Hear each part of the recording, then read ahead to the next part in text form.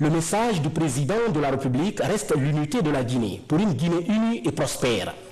On dit, à l'âge bureau, que la confiance n'exclut pas le contrôle. Les ministres viennent me faire le compte rendu des travaux. Mais en Guinée, on a deux défauts. D'abord, on ment, et puis on nomme dire au chef ce qui lui plaît. C'est pourquoi j'ai décidé de venir moi-même regarder les travaux et dire aux entrepreneurs, toute entreprise qui ne respectera pas son contrat n'aura plus jamais de contrat de l'État tant que moi je serai président.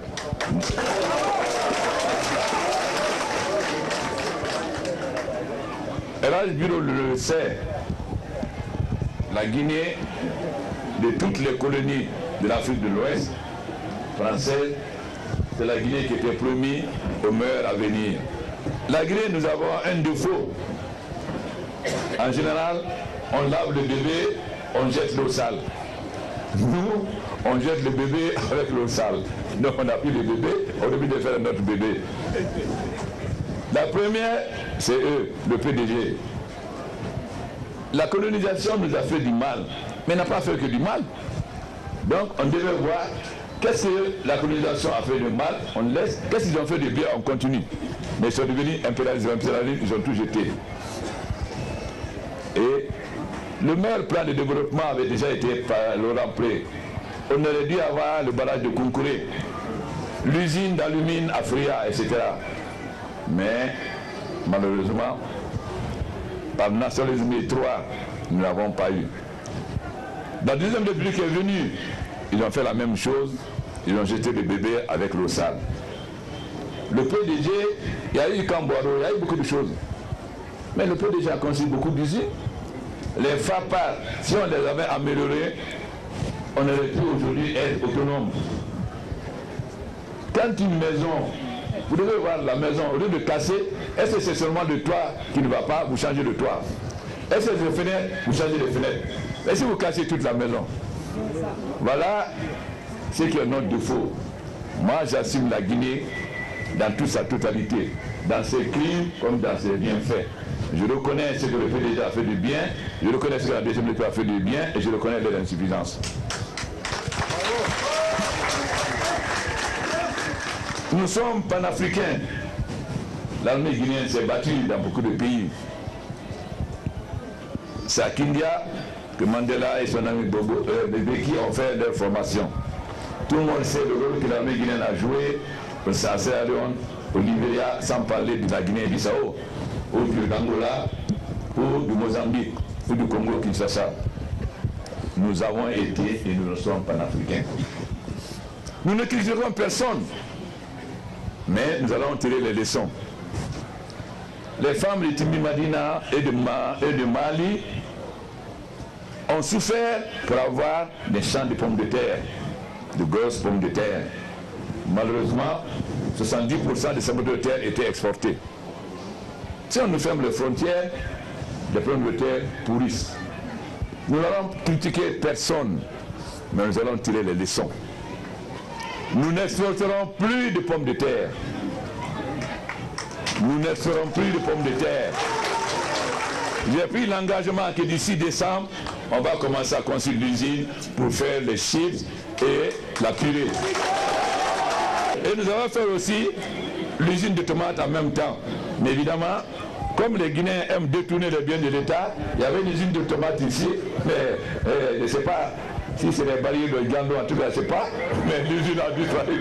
J'ai demandé au ministre Alioune de trouver une préfecture. Parce que si on fait l'usine de tomates, il faut que l'usine ait sa propre plantation de tomates. Donc, nous allons faire une usine, mais une usine publique-privée. Et c'est pourquoi j'ai dit à l'âge Kineko que ce n'est pas un homme d'affaires qui va construire.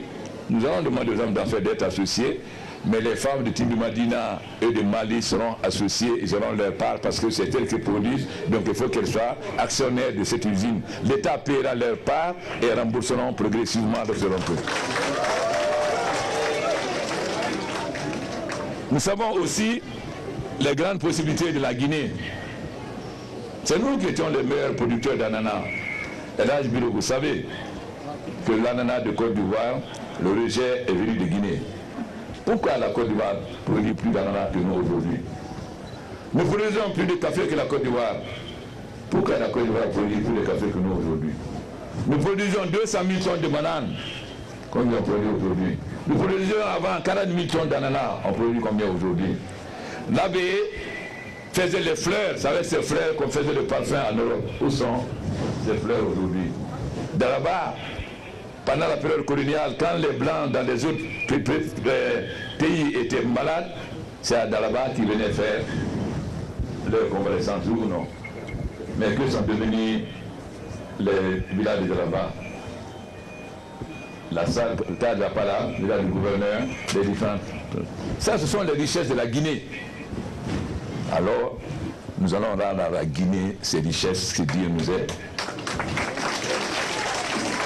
Moi, je ne m'occupe pas de savoir qui est Peul, qui est Malinké, qui est Guérzé. Ce qui m'intéresse, c'est la Guinée.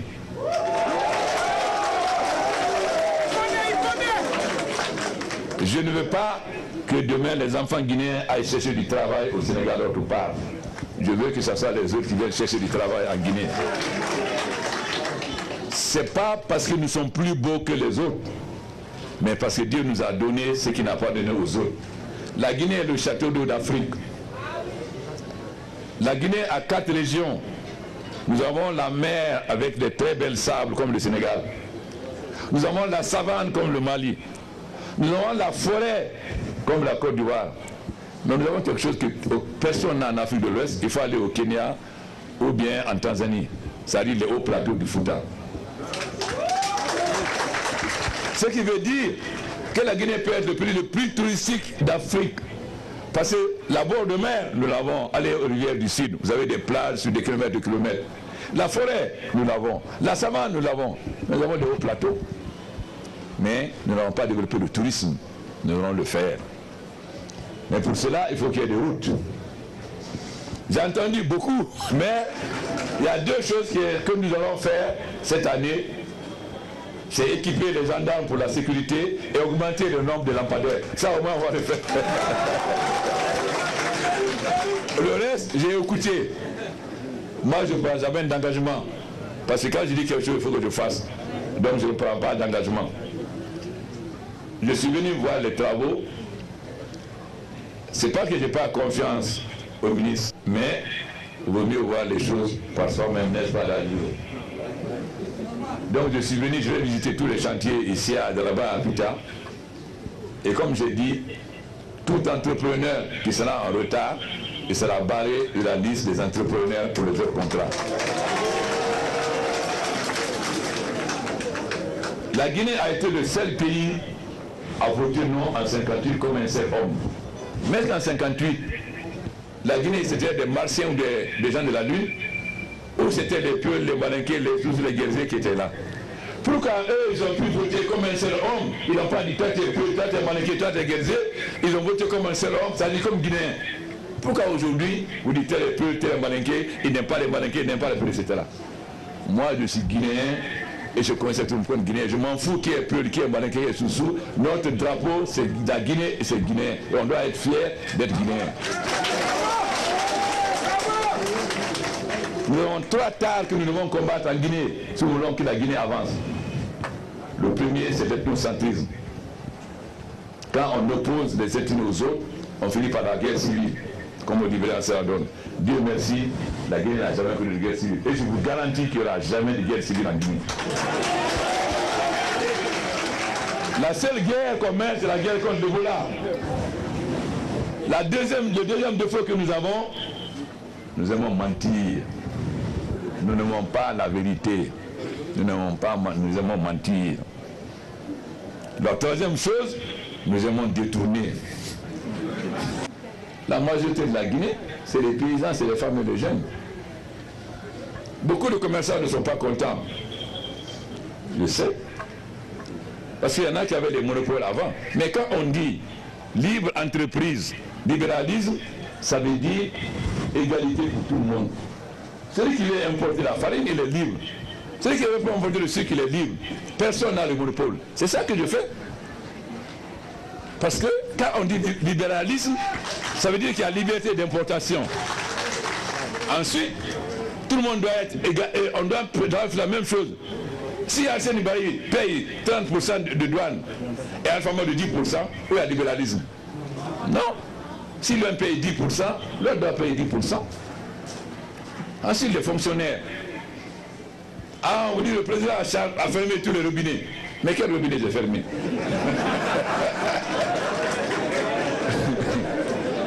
Et là, je suis venu fermer le robinet chez vous. Qu'est-ce que j'ai fait? J'ai fait l'unicité des caisses.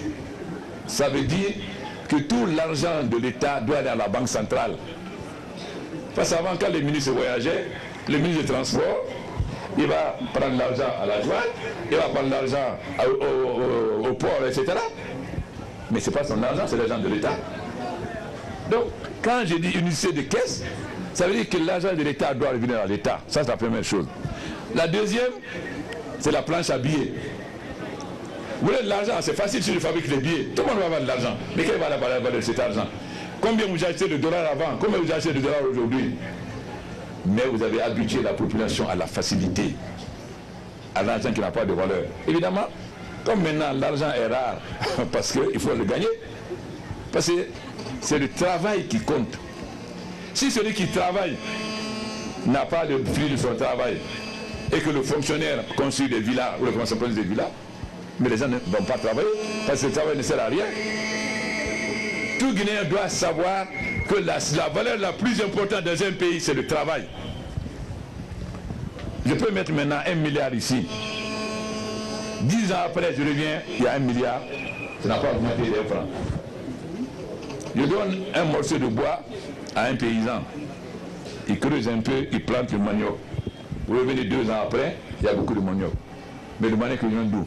C'est le bras. C'est-à-dire, la seule richesse, c'est la force de travail de l'homme.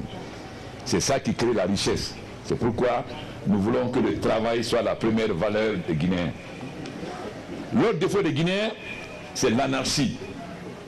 Sous la première république, il y avait un régime très fort, c'est vrai. Mais on n'est pas sur le régime fort à l'anarchie. On arrête un voleur, on l'envoie au commissariat, on le frappe à mort. On casse les voitures des gens, on casse les maisons. Déjà, on n'a pas beaucoup de maisons. J'ai dit, tout le monde m'a entendu. Je n'en sais plus la pagaille. Vous cassez la maison de quelqu'un, on vous arrête. Vous cassez la voiture de quelqu'un, on vous arrête. Vous tuez un voleur, et je n'accepterai plus comme 10 femmes. Celui qui vend sur moi maintenant, le procureur le poursuit. Il faut que la Guinée, pour qu'on soit respecté, il faut qu'il y ait un État. La liberté de l'un ne doit pas porter atteinte à la liberté de l'autre. Tout le monde est libre de manifester. Mais en manifestant, vous n'avez pas le droit de casser les maisons de voitures des autres. Les Guinéens n'aiment pas les Guinéens. Mais si quelqu'un a une voiture, vous n'avez rien. Mais si votre femme est malade et va accoucher, il peut vous aider à accompagner au dispensaire. Mais si vous cassez sa voiture. Et puis, si quelqu'un a du bien, il faut chercher à faire comme lui. Mais les Guinéens, non. Celui qui a le bien, il fait tout pour le combattre, pour qu'il soit si pauvre que lui. Mais si tout le monde est pauvre, où le pays va aller? Mais, il faut qu'on se dise les vérités. Si nous voulons que le pays avance, il faut qu'on se dise les vérités. Il n'y a pas de raison que la Guinée ne soit pas le pays le plus avancé de l'Afrique de l'Ouest. Malheureusement, au moment où nous avons souffert pour sortir du peuple intérieur, on va finir en décembre. Au moment où nous avons signé ratifié tous les contrats miniers, dont Simandou qui fait 20 milliards de dollars d'investissement qu'on avait dit en Afrique, Moubadala qui fait 5 milliards à Sangaredi, AMC, CPI qui fait 5 milliards à Bofa, AMC, des hommes d'affaires de façon ils sont partis enthousiastes. Moi, je sais quelque chose parce qu'il a dit qu'ils vont corriger le valeur de Coron, mais je sais qu'ils ne veulent pas le corriger, mais on va le corriger sans eux. Donc, j'ai toujours dit que la Guinée, c'est une voiture. Une voiture à 4 roues. Si vous enlevez une roue, la voiture n'ira nulle part. Si les Guinéens ne se donnent pas la main, la voiture qui est la Guinée n'ira nulle part. Si nous voulons que la Guinée aille quelque part, Il faut oublier qui est Soussou, qui est Malinké, qui est Peul. Qu'est-ce qui est bien pour la Guinée? C'est ça qui doit compter. Nous allons tirer les leçons. Nous allons critiquer aucun pays. Mais nous ne dépendrons plus jamais d'aucun autre pays. Nos pommes de terre, nous allons les transformer en Guinée. Les palmistes, nous allons faire de la raffinerie de palmistes. Nous sommes déjà l'usine d'huile d'arachide est finie à Dabola. La première fois que j'ai rencontré Elhadji Assoumani Bari, que je ne connaissais pas, je lui ai dit, si tu as du commerce, je ne t'aide pas. Si tu veux créer une usine, je t'aide. Parce que c'est l'usine qui permet de donner de la richesse. Quand tu vends de pommes de terre, ça te rapporte moins. Par contre, quand tu transformes de pommes de terre en chips et en purée, d'abord ça ne pourrit pas, et deuxièmement ça te rapporte plus. Donc nous voulons que la Guinée soit industrialisée. Au Fouta, dans certains endroits, on peut produire des pommes, on peut produire des poires, on peut produire des raisins, comme à la Côte d'Azur. L'ABP de nouveau produit les fleurs et les fleurs servent à faire du parfum. Donc, le Fouta est très riche. Beaucoup de gens ont pensé qu'on ne peut pas faire du riz au Fouta. Est-ce qu'on n'est pas en train de faire du directement au Fouta? La région forestière seule peut nourrir toute la Guinée en riz. La Basse-Guinée seule peut nourrir toute la Guinée en riz. La Haute-Guinée seule peut nourrir toute la Guinée en riz. Nous pouvons faire 2 cultures par an et nous importons du riz. Quand les étrangers viennent, j'ai honte, ils me disent, mais président, quand on se regarde comme pays, tout est vert, il y a de l'eau partout. Comment ça se fait que vous n'êtes pas, vous importez du riz? Parce qu'avant de venir en Guinée, ils traversent la Haute-Volta, ils traversent le Mali, etc. Et voilà. Et ils viennent ici, il y a de l'eau partout, tout est vert. Comment un pays où il y a de l'eau partout, tout est vert, comment ce pays peut être en retard? Il faut que les Guinéens commencent un peu à réfléchir. Moi, ce qui m'intéresse, c'est le développement de la Guinée. Pas un développement tape l'œil. J'achète beaucoup de gasoil pour donner du courant, et au bout de 3 mois, il n'y a plus de courant. Non, ça vous fait plaisir, il y a du courant pendant 3 mois, mais après, je ne suis pas intéressé par les élections. Ce qui m'intéresse, qu'est-ce que je vais laisser pour les enfants et les petits-enfants de la Guinée? Quand on fait le barrage, ça prend 4 ans. Mais quand le barrage est fini, on n'achète rien, on n'achète pas de gasoil, on n'achète rien, c'est notre eau qui donne le courant. Nous sommes pas en train de faire le garage, c'est 250 MW. Ensuite, après, nous allons commencer le barrage de Swapiti, c'est 550 MW. Mais il faut du temps. Pour finir le barrage, il faut du temps. Donc, je ne vais pas faire une politique électoraliste, acheter beaucoup de gasoil pour que les gens qu'on a créé du courant pendant 1 an, après le courant disparaît. Si le courant vient, il ne doit plus partir. Alors, ce n'est pas facile, parce que les Guinéens aiment trop mentir. Mais le gouvernement aussi ne communique pas. On va communiquer. Je vais prendre le Fouta, on va prendre les 10 préfectures du Fouta. Qu'est-ce qui a été fait avant? Et c'est nous, on a fait en 4 ans. On va faire la comparaison. Et chacun va voir. Ils n'aiment pas le Fouta, ils n'aiment pas le Fouta. Ceux qui aiment le Fouta, est-ce qu'ils ont travaillé? Ceux qui aiment la Haute-Guinée, ils ont travaillé. Ceux qui aiment la France, ils ont travaillé. Alors maintenant, nous allons communiquer. On va prendre préfecture par préfecture. Alors, comme le peuple de Guinée est en majorité analphabète, on peut lui mentir.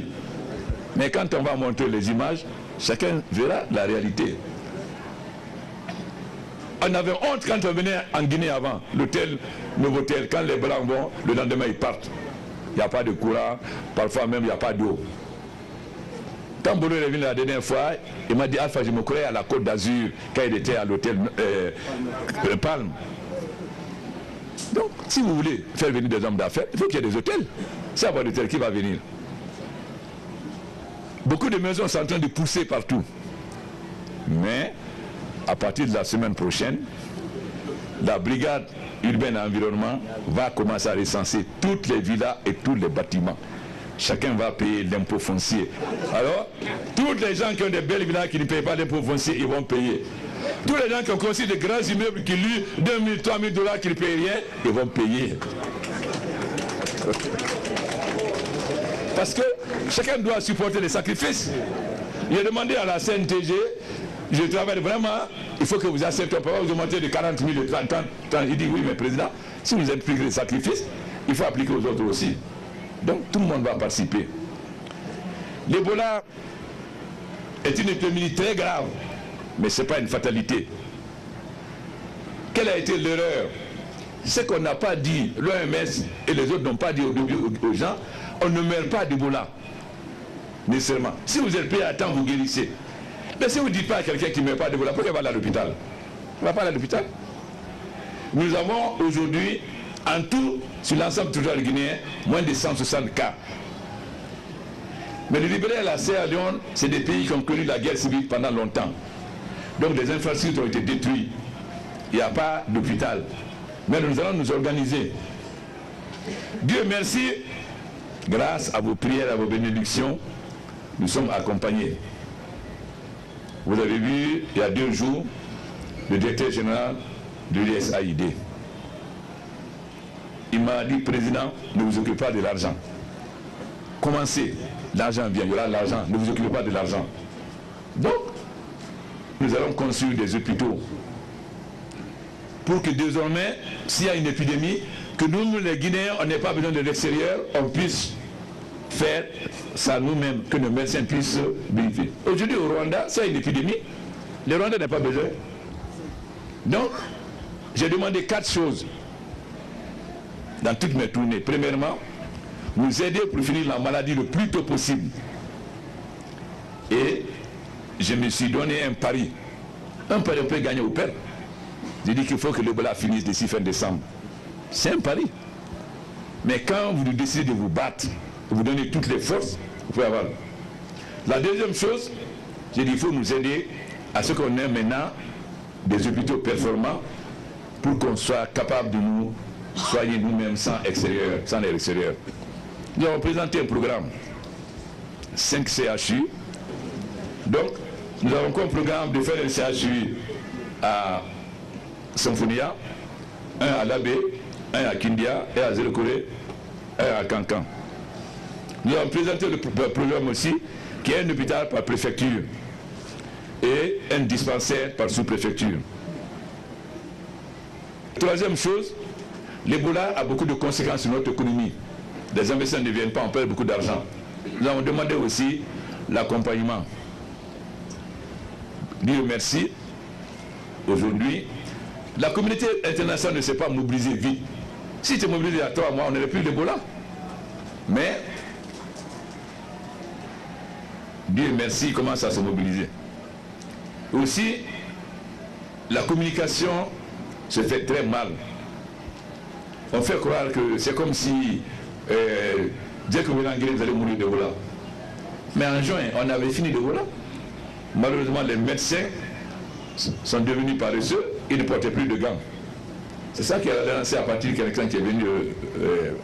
Bon, nous allons vaincre l'Ebola. Mais la première condition, c'est votre engagement. Pourquoi il n'y a plus d'Ebola à Télémilé? Parce que quand on a appelé les gens du tribunal pour dire l'Ebola c'est faux, et ils n'ont pas cru, ils se sont mobilisés tous, toute la communauté. Aujourd'hui, il n'y a plus d'Ebola à Télémilé. Alors, toutes les préfectures de la Guinée doivent devenir Télémilé. Il n'y a pas Mamou, il n'y a pas Labé, il n'y a pas Cancan, il y a Télémilé. Nous sommes tous Télémilé, oui ou non?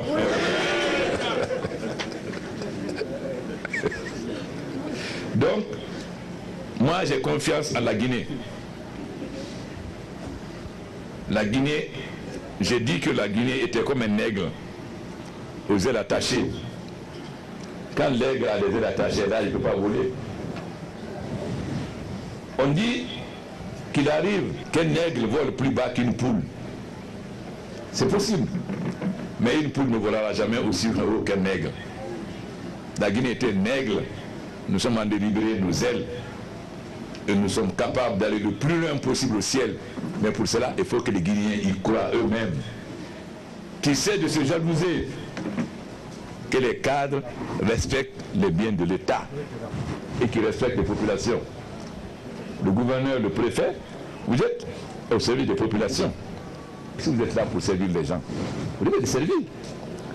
J'ai dit aux Guinéens, n'ayez pas, respectez les autorités, mais n'ayez pas peur, n'acceptez pas l'injustice. Si un préfet vous demande, le président vient, il faut cotiser, il ment, c'est pour lui. Moi, je n'ai pas besoin qu'on cotise. Quand je viens avec ce dont j'ai besoin. Donc, je n'ai pas besoin que Mamou me tire des baies hautes. Je ne vous demande rien. Je suis capable de me nourrir et de nourrir ma délégation. Voilà.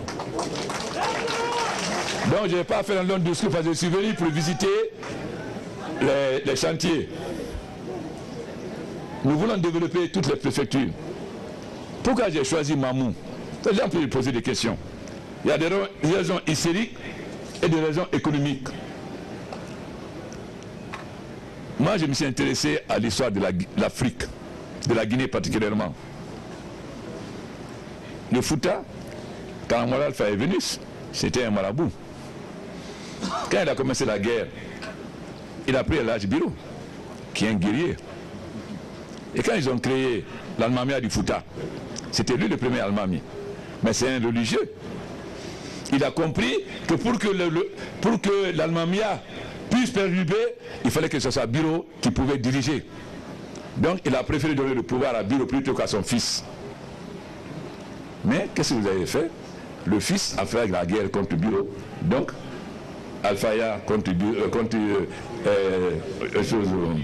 Souria, etc., etc.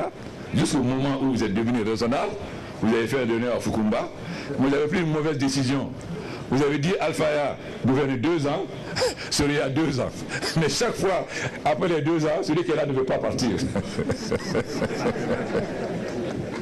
Donc, ça veut dire que nous devons nous retourner vers notre histoire. Mais où a été installé le premier Almamia du Fouta? C'est à Mamou ou non? C'est Timbo. Donc historiquement, l'origine de l'Almamia c'est Timbo. Donc si on prend des raisons historiques, c'est Timbo. Ça c'est l'histoire. Deuxièmement, les raisons économiques. Mamou est de Carrefour. Quand vous quittez Conakry pour aller en Guinée, pour aller à Fouta, vous êtes obligé de passer par Mamou. Et Mamou, toutes les communautés sont là. La troisième chose, Mamou n'a pas bénéficié de beaucoup d'infrastructures. Ça, c'est la vérité. Donc, il faut quand même faire en sorte que chacun bénéficie d'infrastructures. Et que ceux qui en ont moins, on commence par eux d'abord. S'ils ne veulent pas dire qu'on ne va pas travailler pour les autres, on va gouverner les routes de l'abbé. Mais l'abbé a plus d'infrastructures que Mamou. Donc, il faut que l'abbé accepte aussi qu'on fasse monter un peu Mamou. On continuera pour l'abbé autre chose. C'est tout. Donc, il n'y a rien derrière. Les gens qui spéculent, ça c'est leur problème. Moi, je suis président de la République, je regarde objectivement les choses. Et je choisis ma décision à mon âme et conscience en tenant compte du retard ou de l'avancement d'une préfecture par rapport à l'autre. Voilà. Donc toutes les spéculations ne m'intéressent pas. C'est pourquoi je m'arrête à la face du monde pour dire pourquoi on a choisi Mamou. Bien sûr, j'ai beaucoup de liens avec la famille de l'Almami. Kanya était non seulement mon ami, mais mon médecin. Avant que je rentre en Guinée, définitivement, quand il est venu me voir à Abidjan, pendant une semaine, il m'a dit, tu vas rentrer en Guinée. Tu dois savoir que tu as besoin du voleur, tu as besoin du menteur, tu as besoin du nafri. Il dit, tu as besoin du voleur. L'Almami devait faire ça d'un grand bélier. Dans cette personne qui avait ce bélier ne voulait pas vendre. Le voleur est parti voler à donner à l'Almami, l'Almami a pu faire son sacrifice. Il dit, il y a 2 chefs de Dioué qui étaient très puissants, dont les puissances portaient ombrage aux puissances de l'Almami. Le Nafir est rentré entre les deux, ils se sont opposés, ça a renforcé le pouvoir de l'Almami. Donc, il m'a dit, tu dois accepter de travailler avec le voleur. Tu dois accepter de travailler avec le Nafiri. Tu dois accepter de travailler avec le menteur. Vous connaissez l'âge Bilo, le dicton de celui qui dit le président de secteur ne fait rien pour moi. Quand on a un public, fait semblant de me parler à l'oreille. Donc, je suis venu pour non seulement vous saluer, mais c'est surtout pour regarder les travaux.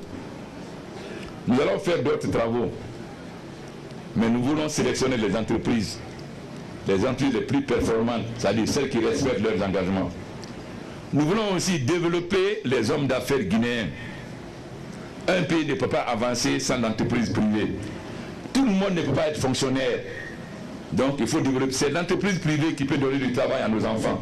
Mais si on ne fait pas d'entreprise, si on ne fait pas d'usine, Elhadji Kenoko vient de faire une usine de farine. J'ai tout inauguré parce que l'usine de farine va avoir 3 avantages. On ne va plus acheter de la farine dehors, il va payer des impôts et l'usine va rapporter des bénéfices et on va trouver du travail. Donc si nous construisons beaucoup d'usines, nous donnons le travail à nos enfants.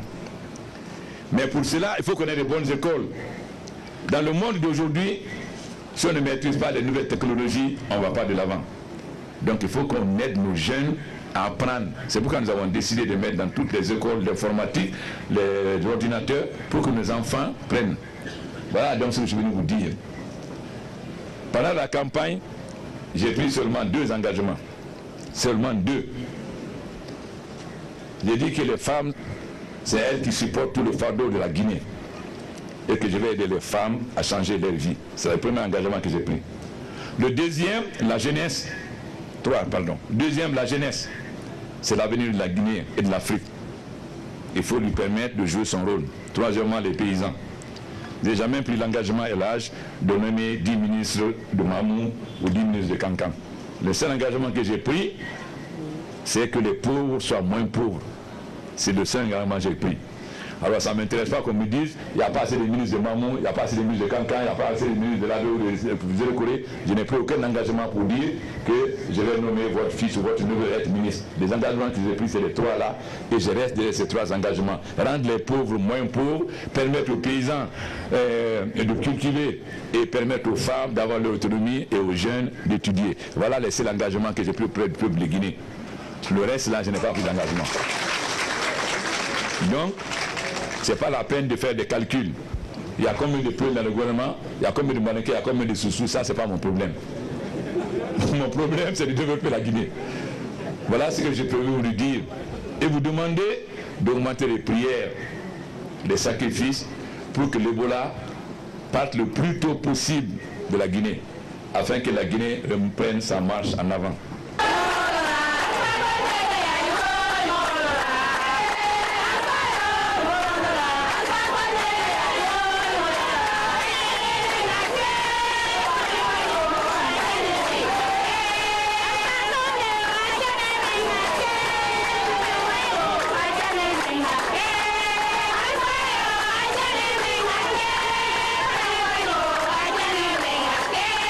À la place des martyrs de la ville où se situe la maison des jeunes, le président de la République rassure. La confiance n'existe pas de contrôle. Les ministres me rendent compte, mais je suis venu me rendre compte moi-même. Et j'ai dit aux entreprises, toute entreprise qui respectera ses engagements n'aura plus de contrat de l'État. Et je suis très content de cette maison de jeunes. Je promets à tous les jeunes de Guinée, à toutes les préfectures, qu'ils soient confiants, ils auront les mêmes maisons de jeunes partout, si prêt à Dieu. Reporté à une date propice à cause de la propagation de la fièvre hémorragique à virus Ebola, les festivités du 2 octobre 2014 sont attendues dans la ville carrefour du pays par cette population en liesse. L'arrivée du président de la République ici à Mamou, ville carrefour du pays, suscite aujourd'hui un grand espoir chez les populations de la localité de voir justement ces travaux de construction des infrastructures devant abriter les festivités de la 56e fête anniversaire de l'accession de la Guinée à la souveraineté nationale s'y réaliser dans les plus brefs délais, surtout à leur plus grande satisfaction.